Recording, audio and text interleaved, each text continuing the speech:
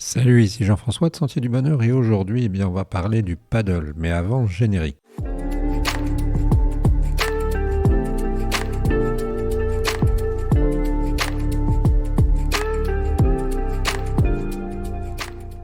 Salut, nous parlons aujourd'hui du paddle, donc, qui est un sport qu'on peut qualifier de sport nouveau. Alors j'avoue que je ne connaissais pas beaucoup, j'avais vu ce genre de raquette parfois, et j'ai eu l'occasion d'emmener mes gamins au tennis pendant plus d'une décennie, et de discuter avec les entraîneurs, avec les gens du tennis club, pour essayer de comprendre tous les aspects de ce sport. Et là, j'ai découvert l'autre jour à la télévision, lors d'un JT, la présentation de ce sport qu'est le paddle, et je me suis dit que ça valait bien un sujet, parce que c'est l'expression même, le paddle apparemment, de cette tendance que nous avons à devenir de moins en moins véloce, de moins en moins costaud et de plus en plus paresseux.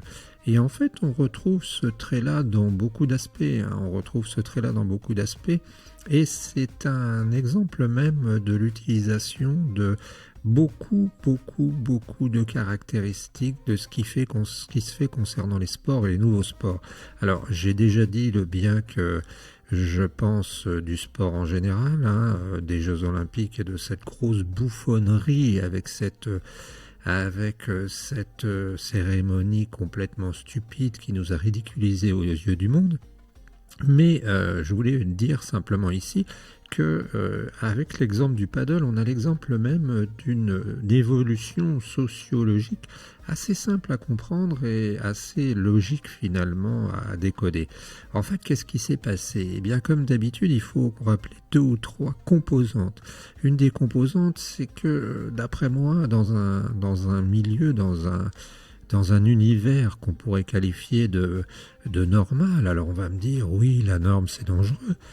Bien dans un univers normal, on n'aurait pour ainsi dire pas besoin de sport. Bien sûr, on pourrait faire de la randonnée, on pourrait faire du ski, mais on n'aurait pas besoin de faire des sports codifiés. Pourquoi est-ce qu'on faisait du sport au tout début, au temps des Jeux Olympiques? C'était tout simplement pour s'entraîner à la guerre, de la même manière que les nobles faisaient de la chasse, qui était un entraînement à la guerre le reste de l'année, puisque Champ de Mars c'est la guerre, Mars c'est le lieu de la guerre, et bien on partait à la guerre au début du printemps. Et donc, qu'est-ce qui se passe? Eh bien, ce sport qu'on appelle le paddle nouveau, eh bien, c'est un sport qui, en fait, n'en est pas vraiment un.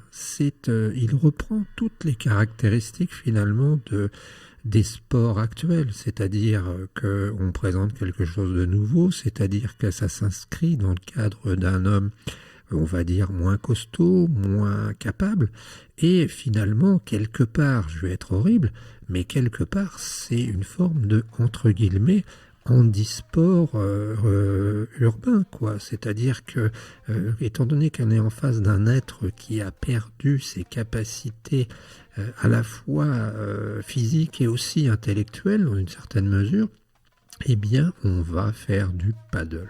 Alors, c'est pas le paddle tennis, je me suis renseigné, j'ai regardé Wikipédia. Le paddle tennis, c'est pas le paddle. Le paddle tennis, je crois pas qu'il avait de vitre en verre.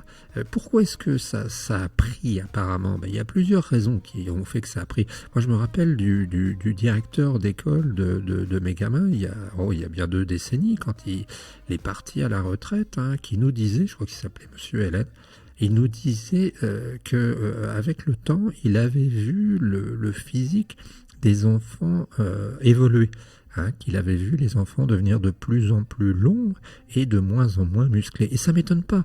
Ça m'étonne pas parce qu'à l'âge où on était, quand on faisait les cons dans les haies ou quand on faisait les idiots avec des vélos, eh bien, on était musclé, on était costaud.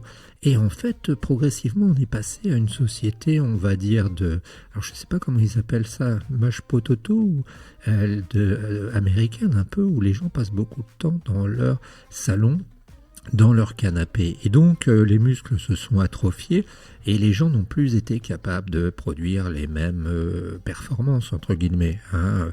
On le voit d'ailleurs parce que, paraît-il, je ne sais pas, ce sera à vérifier, mais moyennement, les résultats des marathons, je n'ai pas parlé des grands sportifs tels que ce Kenyan, je ne sais pas quoi, là, qui pulvérise les records, mais les résultats moyens des marathons descendent. Pourquoi? Parce que la population est en train de devenir de plus en plus grosse, de plus en plus fade, de moins en moins costaud. Et à notre époque, eh ben, on était costaud, puisque on montait dans les arbres, on faisait pas du paddle, non, on faisait du vélo et tout ça. Et en fait, une des preuves que tu peux avoir, c'est simplement quand tu te promènes. Nous, on a des villages par chez nous, et du côté en Normandie, et quand tu te promènes à 11h du matin, un samedi, avec un beau soleil, quand tu te promènes à 3h de l'après-midi, eh bien, mis à part les matchs de foot, tu ne vois rien. Tu ne vois personne sur les matchs, sur les terrains. Personne, parfois même des terrains qui valent des dizaines de milliers d'euros qu'ils ont aménagés, qui sont somptueux. Donc on est dans une situation où physiquement les gens se sont amoindris. Alors on va me dire, oui mais regarde Mbappé, il court je sais pas quoi, regarde.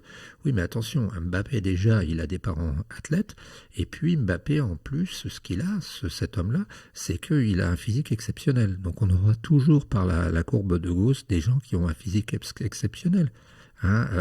D'ailleurs, même au niveau mental, le mathématicien Cédric Villani disait que dans une émission avec Ruquier, que en fait, même si il y avait beaucoup de gens qui avaient du mal à faire des maths, eh bien, on trouverait facilement suffisamment de monde pour faire tourner le pays au niveau des élites.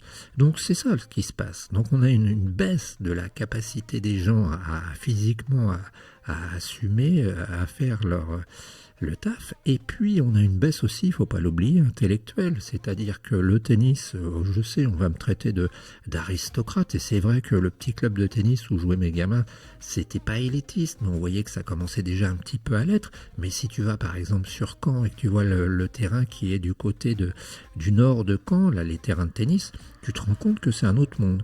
Et c'est vrai que ça correspond bien aussi, ce petit côté démocratisant, tu vois, démocratisant. Il y a le tennis pour les mecs qui portent des Lacoste et qui viennent en Audi A3, et puis eh bien là il y a le paddle pour les mecs qui prennent le métro.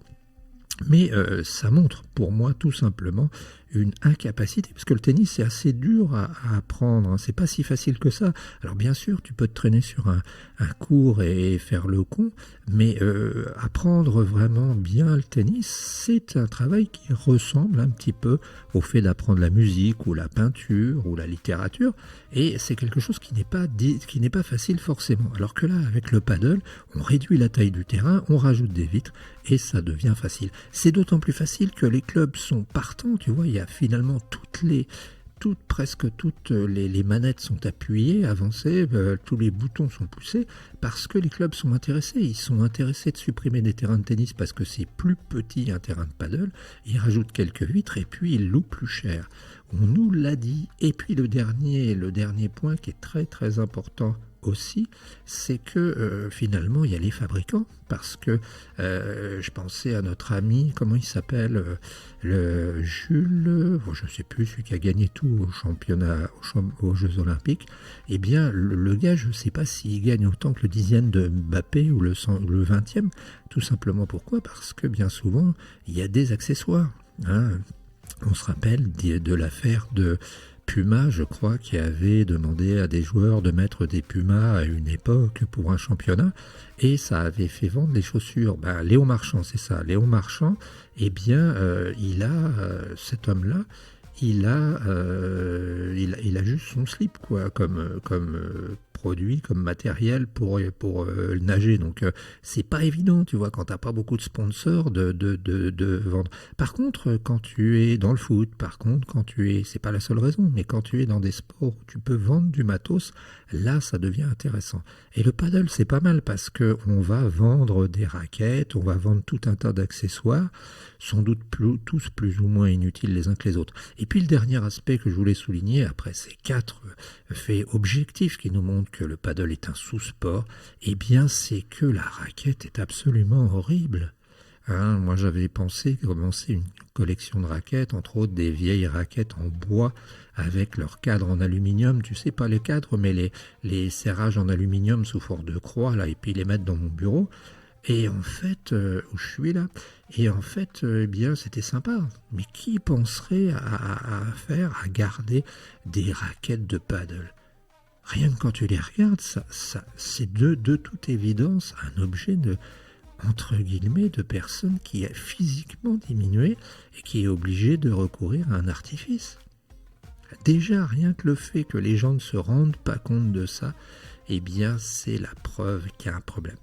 Voilà, je suis sûr que tu vas me tailler des shorts, je suis sûr que tu vas me dire que même parce que je ne me suis pas rappelé du nom de Léon Marchand, notre héros national, eh bien, j'ai des synapses qui ont dû partir en vacances, mais il n'en reste pas moins que la démonstration que je t'ai faite à partir de 4 ou 5 points très précis montre bien que le paddle est un sous-sport, que c'est un sport qui a été inventé pour des gens diminués et que c'est un sport qui rencontre un succès parce qu'aussi ça s'adresse à des gens qui ont les moyens. On se retrouve très bientôt, n'hésite surtout pas à commenter. C'était Jean-François de Sentier du Bonheur. Ciao l'ami.